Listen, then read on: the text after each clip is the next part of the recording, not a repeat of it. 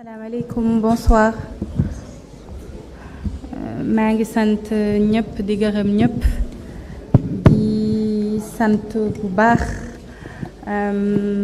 toute l'équipe de Walfadjri di leen sant yéen ci seen teewaay di reconnaissante torop ci liggéey bi ñu ma jox nga xam ne jàpp naa ni cër mënu ko weesu nga xam ne livre bi di l'Apocalypse salvatrice bu El Hadj Sidi Lamine Niass pour me présenter ko ñu ngi may laaj 146 pages pour ma expliquer leen ko 6 chapitres yoo xam ne am na philosophie am na mystique am na lu bari pour ma présenter leen ko ma def ko en français et maa ngi ñaan yàlla bu ma leen ko présenter ba pare ngeen gën a am envie lire livre bi ba pare ngeen gën a xam peut-être livre bi lu mu wax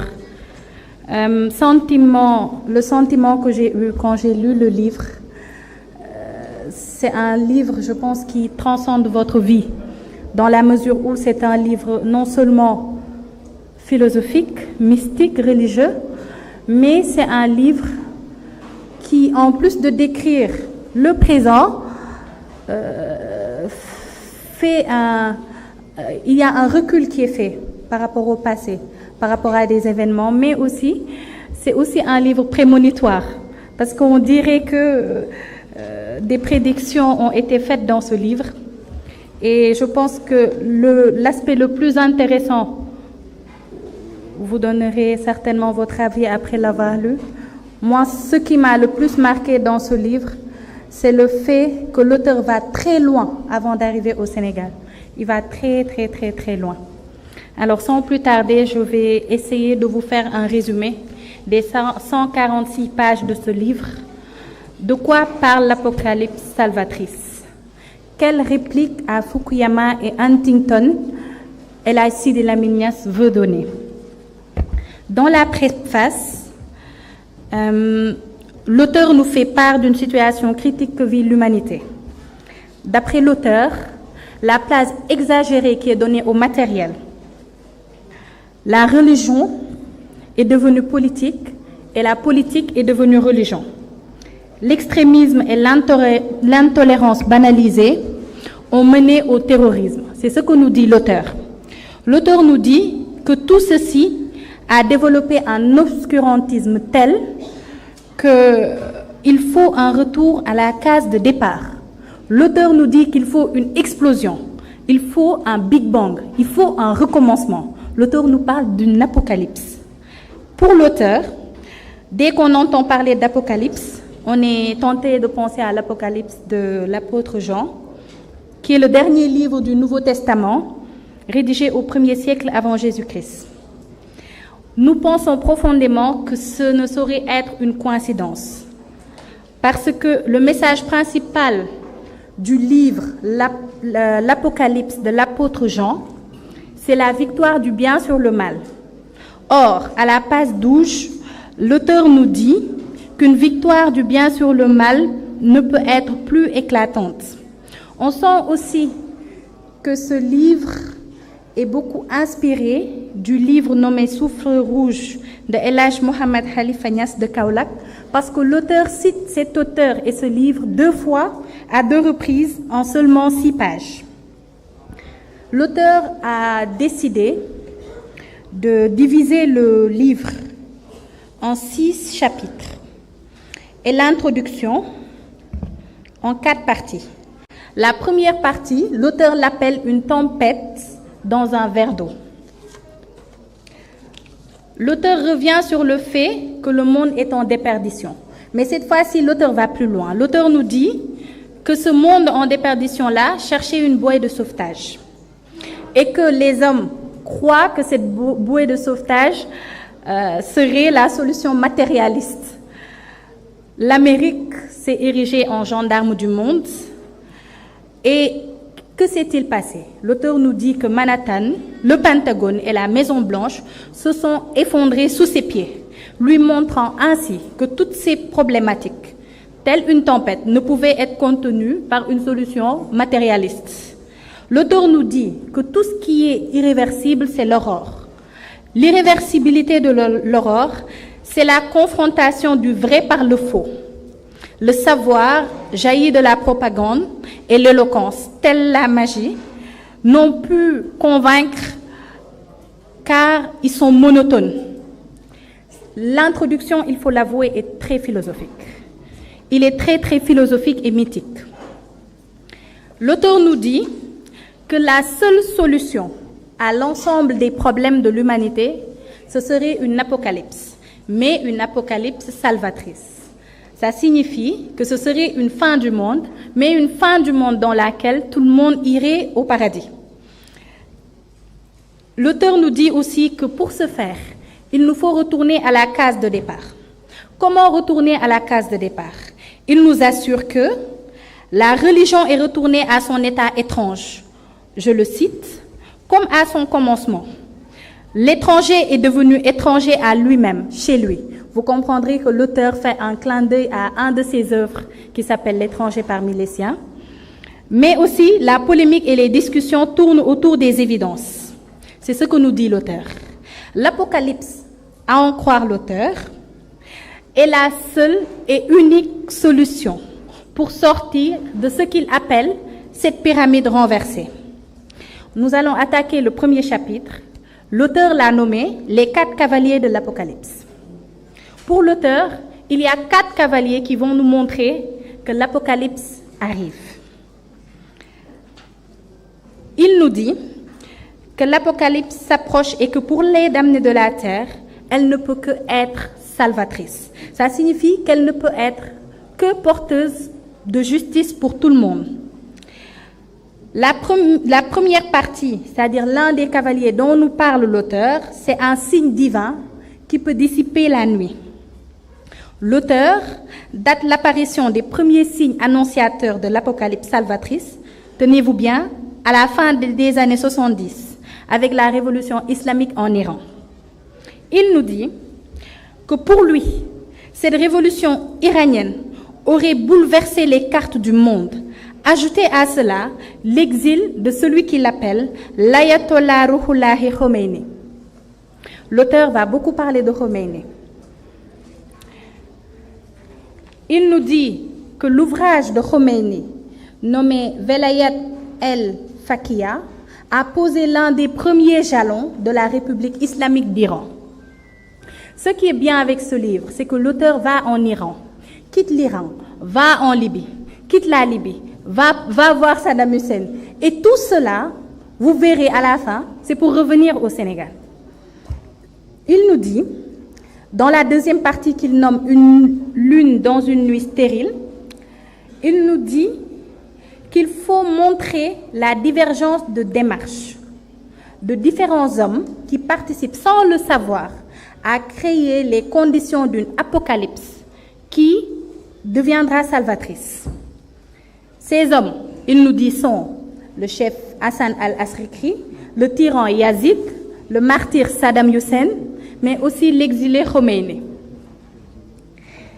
L'auteur nous dit que tout ceci aussi revient sur la tour de Babel. Cette histoire ancienne dont voulait se venger Judas et les croisés avant de rappeler que plutôt que prévu, le danger s'est rapproché de Saddam, car le grand rendez-vous, en réalité, c'est le rendez-vous de Babel. À la troisième partie de l'introduction, l'avant-dernière, l'auteur nous dit qu'il y a une étoile salvatrice des valeurs ancestrales. Il s'agira pour lui de rappeler, je le cite, de faire, je le cite, un rappel et annonciateur des lendemains qui déchantent pour les 2 puissances du monde. L'auteur parle ainsi de la puissance soviétique et de la puissance américaine. Vous comprendrez qu'il s'agit de Oussama Ben Laden qui est arrivé à atteindre le bloc de l'Est et à fragiliser le bloc de l'Ouest en frappant l'économie américaine et l'armée soviétique.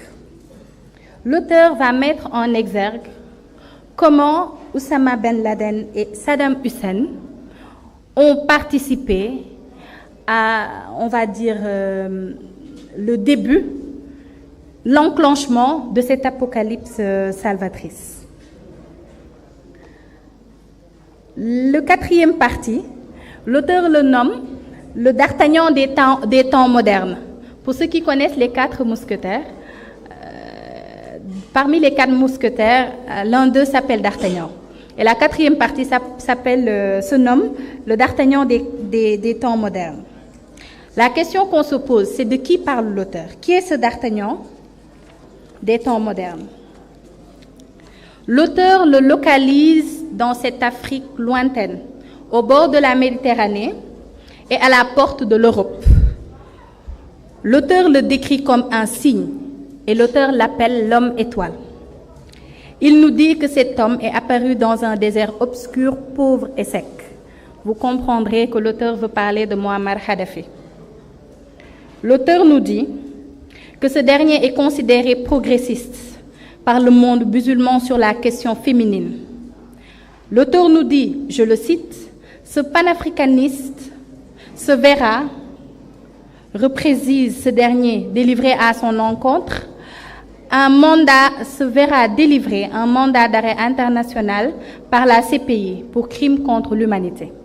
Ce qu'on retient de cette première partie, de ce premier chapitre que nous venons de terminer, c'est que l'auteur parle de 3 personnes. L'auteur nous parle de Saddam Hussein, l'auteur nous parle de Oussama Ben Laden et l'auteur nous parle de Muammar Kadhafi, en mettant en exergue le fait que ces 3 personnes ont été en direct exécutées par les États-Unis d'Amérique, par l'OTAN. Le chapitre 2 de l'auteur nous parle d'une caverne coranique. Là, l'auteur nous raconte une histoire. Je pense qu'en philosophie, nous avons tous entendu parler de la caverne de Platon. C'est la deuxième partie du chapitre 2 de l'auteur. La première partie s'appelle « Le mysticisme de la caverne coranique ». Que nous dit l'auteur? L'auteur nous dit qu'une mythique caverne aurait précédé la caverne de Platon. Cette caverne, c'est la caverne coranique. La méconnaissance de cette caverne, nous dit l'auteur, est due au fait que le mot-clé de la philosophie occidentale et de son raisonnement, c'est que Dieu est mort. C'est comme ça, c'est la base de la philosophie occidentale. Dieu n'existe pas. Alors que sur l'autre rive, précise l'auteur, sont partis se réfugier auprès de leur créateur, des hommes, faisant ainsi face à la caverne mythique de Platon. L'auteur nous raconte que des hommes qui ont une croyance inouïe en Dieu se sont réfugiés dans une caverne qu'il appelle la caverne coranique. Et que ces hommes et femmes dormaient dans cette caverne coranique et que les passants pensaient que ces hommes-là étaient éveillés, ces hommes et femmes. Que le soleil, par sa clémence, s'écartait pour éviter bien sûr de les illuminer et qu'à leur réveil, certains d'entre eux passaient avoir séjourné une journée ou une demi-journée dans cette caverne. Or, ils y avaient passé 309 années lunaires. Et que c'est seulement en envoyant leurs semblables aller acheter de la nourriture qu'ils se rendaient compte parce que leur monnaie était révolue, qu'ils se rendaient compte qu'ils avaient dormi pendant 309 années-lumière. L'auteur nous dit que cette version-là du Coran lui rappelle le récit dormant d'Éphèse, qui est aussi présente dans la Bible. Après le mysticisme de la caverne coranique, l'auteur nous parle de la caverne de Platon. Je pense que c'est un mythe que beaucoup d'entre nous connaissent. L'auteur revient globalement sur l'allégorie de la caverne du philosophe Platon et nous dit que si celle coranique est biblique et apocalyptique, car elle renvoie à l'Apocalypse et au jugement dernier, mentionné dans les Écritures saintes, Celle de Platon, elle est philosophique, car posant le problème de matière rationnelle et immédiate entre le réel et le fantasme. Lorsqu'on lit les deux parties ayant trait à ces cavernes, on se dit, mais où va l'auteur? L'auteur nous dit que là où il va, c'est l'exposition de montrer à quel point la rationalité est limitée et que l'irrationalité est infinie. C'est ainsi que dans la troisième partie de ce chapitre, l'auteur nous montre l'ensemble des limites de l'irrationalité, l'ensemble des limites de l'irrationalité. Et dans le chapitre 3, l'auteur s'adonne à un exercice, je vais dire très audacieux en matière d'écriture. C'est que l'auteur fait un flashback explicatif. Que fait l'auteur?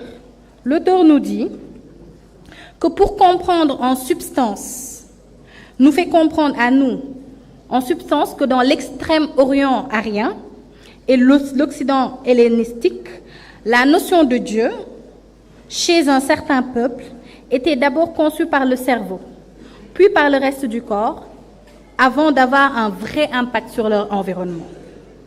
Il se trouve que dans un autre univers, celui du Moyen-Orient et du Maghreb, que l'auteur va appeler Dakar-Jakarta, la vie était expliquée à partir d'éléments typiquement irrationnels, que sont l'émotion, le sentiment, le sixième, et il nous parle même du septième sens. L'auteur nous dit qu'on va ainsi faire face à deux civilisations qui se sont confrontées pour contrôler l'univers. L'auteur va débuter par ce flashback avec le triptyque production, consommation, armement qui a été mis en place par l'Occident pour exercer une force de domination et d'aliénation allant jusqu'à embraser la planète entière.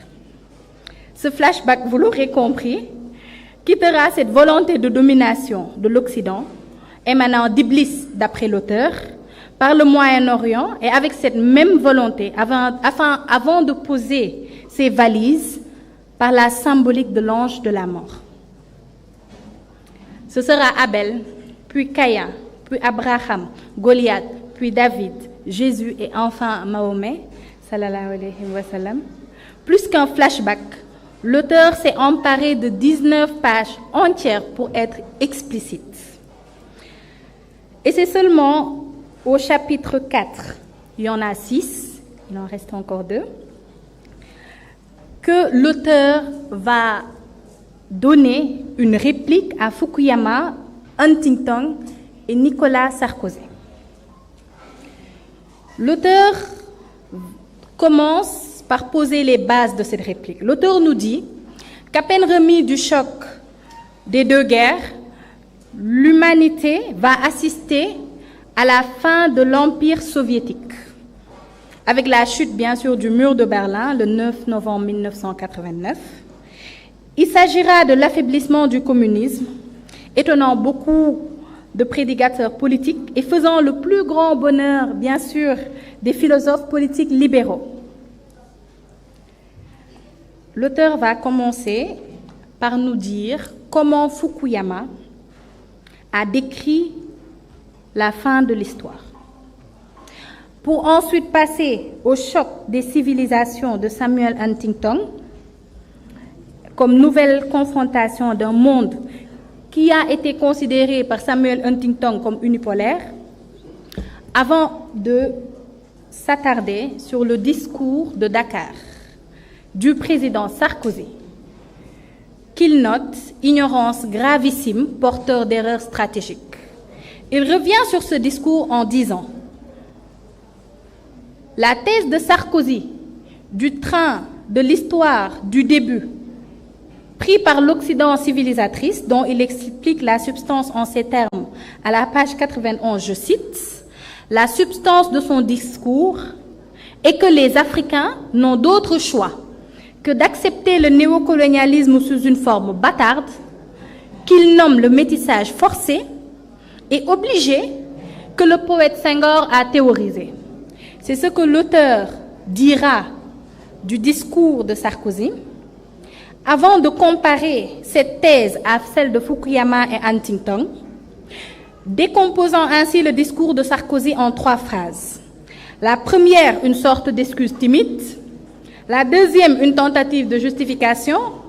Et la troisième, la responsabilité principale de l'Afrique dans l'ensemble de ces difficultés. La réplique que l'auteur va donner aux thèses de Fukuyama, de Huntington et de Sarkozy est la suivante. L'auteur n'est pas seulement contenté d'apporter une réplique à Fukuyama,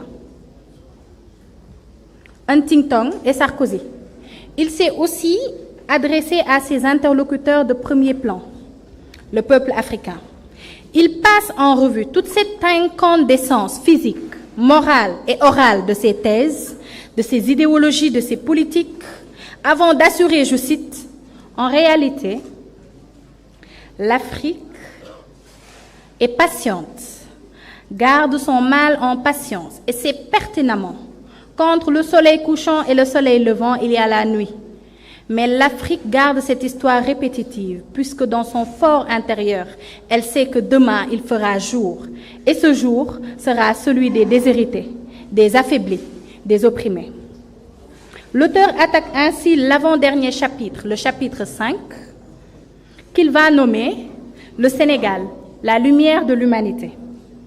L'auteur commence la première partie en le nommant « Le cauchemar des politiques ».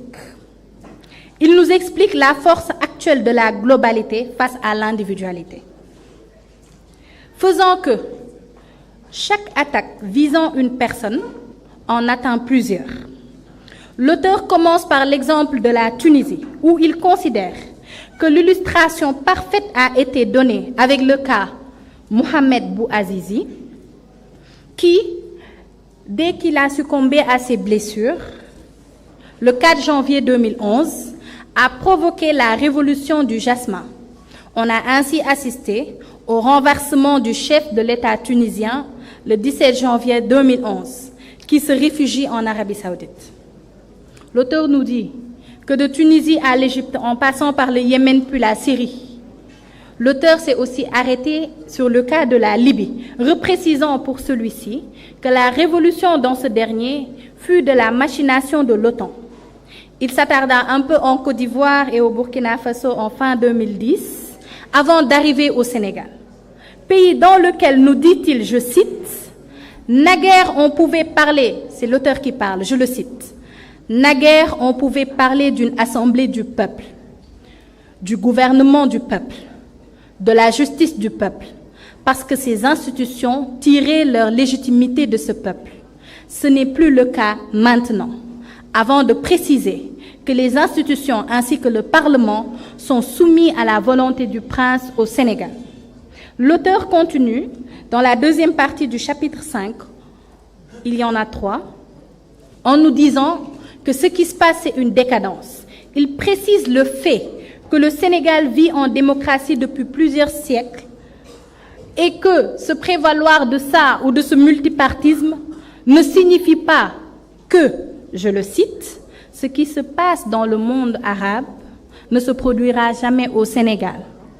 Il ne faut pas penser que parce qu'il y a un multipartisme ou parce que la démocratie existe depuis des années, que ce qui se passe, je le cite, dans le monde arabe ne se produira jamais au Sénégal. » Il précise que les États oublient que la démocratie, ce n'est pas seulement le multipartisme ni le pluralisme médiatique, c'est aussi et c'est surtout une justice sociale. Il poursuit son raisonnement en parlant de l'électricité, du chômage, de la pauvreté. On aurait dit que l'auteur a écrit ce livre aujourd'hui et qu'il est parmi nous. La solution, nous dit l'auteur, viendra de par les déshérités. Il nous explique, je cite, « La solution viendra de l'Afrique et plus précisément du Sénégal.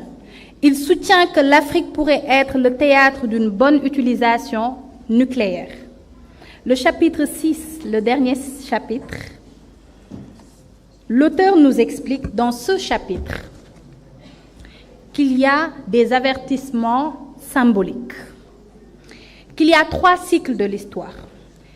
L'auteur le divise en 3 cycles. Le premier, nous dit l'auteur, c'est voulu spirituel.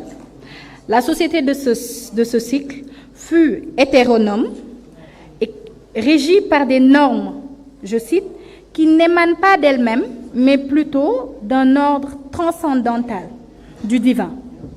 Le deuxième cycle, d'après l'auteur, c'est un cycle princier, représentant le passage de la société de l'hétéronomie vers l'autonomie. Ce cycle puiserait sa légitimité, d'après l'auteur, dans le spirituel, comme l'attestent les monarchies du droit divin. Le troisième cycle, nous dit l'auteur, c'est voulu économique. Il s'agira, l'auteur fait aussi de l'économie dans ce livre. Il nous parle de la main invisible d'Adam Smith et de l'impossibilité de l'autorégulation du marché, créant l'obligation de l'intervention de l'État, de l'économiste Keynes. Il précise que ce dernier cycle aussi est achevé. La deuxième partie de ce dernier chapitre se nomme le parabole des 3 anneaux. L'auteur nous parle ici d'une parabole, une histoire qui date de plusieurs siècles et qui se serait passée en Orient. L'auteur nous dit qu'un homme possédait un anneau d'une valeur inestimable qui avait la vertu secrète de rendre agréable à Dieu et aux hommes quiconque l'a porté, et que cette personne qui l'a porté soit animée de cette conviction. Un homme, celui qu'il possédait, voulait le léguer à son fils, sauf qu'il en a 3. Il se trouve que les 3 l'aimaient du même amour et lui obéissaient. Sentant sa fin proche et ne pouvant pas choisir entre les 3, il fit faire 2 anneaux identiques aux siens et remit chaque anneau de manière symbolique à chacun d'entre eux. À sa mort, chacun de ses fils avait un anneau, pensait que c'était le bon et voulait être bien sûr le chef de la maison. Et face au refus de tout un chacun, ils se citèrent en justice. Vous retrouverez l'entièreté du jugement dans le livre à la page 116. La troisième et dernière partie du livre, avant la conclusion, s'appelle les cavaliers de l'Apocalypse. Et dans cette partie, l'auteur se réfère au texte de l'Apocalypse qui est présent dans le Coran. L'auteur nous dit qu'il y aura 4 chevaux. Un cheval blanc, rouge, noir et verdâtre pâle. Chacun de ces chevaux possède un symbolisme de couleur, un attribut, une activité, mais aussi le symbolisme du cavalier. Dans la conclusion, pour l'auteur, la confrontation entre le bien et le mal sont la marque de la trajectoire de l'histoire, et ce, depuis le début de la création. L'auteur revient ainsi sur l'apogée de l'humanité qui a coïncidé avec les avancées scientifiques, menant à l'apparition des armes de destruction massive qui, elles, ont été responsables de l'horreur à Hiroshima et Nagasaki. L'auteur cite au Moyen-Orient la création de l'État Israël par l'ONU. Et l'auteur nous parle dans cette partie de la Palestine. Et c'est phénoménal. On aurait dit que ce livre a été écrit le mois passé ou il y a 15 jours, ouais, cette semaine. Et c'est ça qui est bien quand on lit le livre, c'est que plus on avance, plus on a l'impression que l'auteur est parmi nous. Et si cette prémonition fait peur, l'auteur, contre toute attente, continue. Il dépeint un avenir dans, tenez-vous bien, l'auteur qui nous parle d'Apocalypse. Je pense que personne ne souhaite la fin du monde. L'auteur nous dit un jardin pour toute l'humanité avec des diversités culturelles et linguistiques telle une belle œuvre d'art. L'auteur prédit le bannissement du 2 poids 2 mesures avant de nous rejoindre dans cette question dans ce questionnement qui nous taraude tous. L'auteur nous parle bien d'une apocalypse salvatrice. Mais ce n'est qu'à la conclusion que l'auteur va nous répondre à cette question. À quand la délivrance? Quand est-ce qu'on va assister à cette apocalypse salvatrice? L'auteur, en toute conscience, admet, je le cite, « Le retour du colonialisme, de l'impérialisme, de l'arrogance transforme le monde en un véritable enfer, en cette veille d'une prise de conscience. Et ses conséquences sont diamétralement opposées à ce qu'elles étaient dans le passé. Car, précise l'auteur, la docilité n'est plus de rigueur. » L'auteur renchérit en ces termes. Nous vivons dans un monde où chaque action est suivie d'une réaction, avec la même rapidité et la même force. Ces avertissements de l'auteur s'achèveront en ces termes. La confrontation n'est dans l'intérêt d'aucun parti.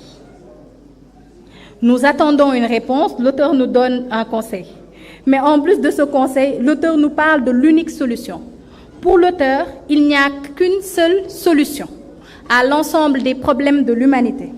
L'auteur nous dit que cette solution, c'est le dialogue, affirmant que le fameux choc des civilisations ne saurait être du ressort des esprits raisonnables. Le Moyen-Orient, nous dit l'auteur, fait face à une confrontation imminente avec l'Occident. Ces deux parties étant en conflit, c'est-à-dire le Moyen-Orient et l'Occident, la solution ne peut venir que d'un troisième parti, un médiateur.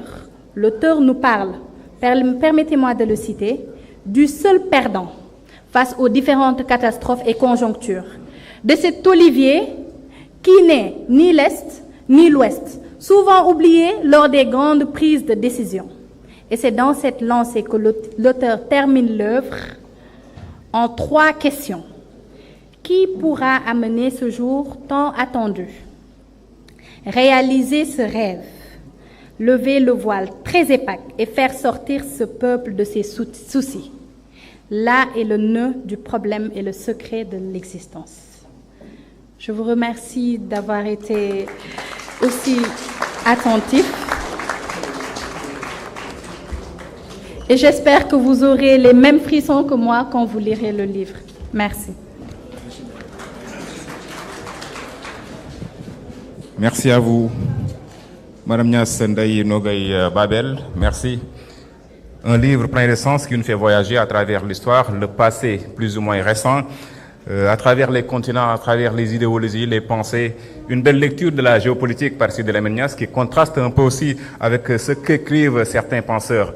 Une belle œuvre qui mérite d'être lue, d'être partagée et d'être enseignant si besoin en est. Je rappelle que ce livre aussi a été préfacé par le professeur Souleymane Bachir Diagne.